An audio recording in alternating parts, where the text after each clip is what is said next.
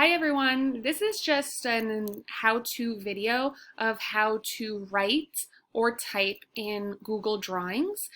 This is the lesson, the math lesson problem set. There are two ways you can do this.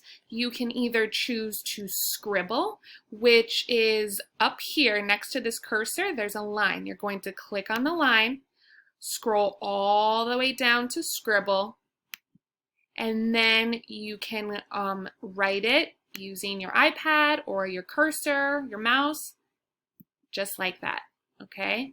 7 minus 2 equals 5, okay?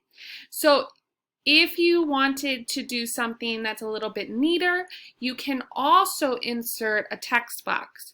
The text box is up here. It says it has a T inside a little box. You're going to click on that. Then you are going to choose where you would like to make your text box. You write it, and then you can type in what you want, okay? And then you can, if you want to type in some numbers, go back to the text box, click on the text box. I would like to put a number right here. So I'm going to put 9, and then I can insert another text box, 9 minus 7, and then we have 2 cars left, so I'm going to insert the number 2.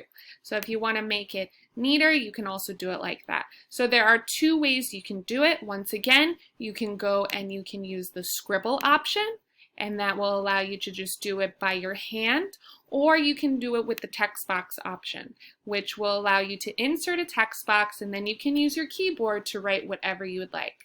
If you need any more help, I am here. All right, have a nice day.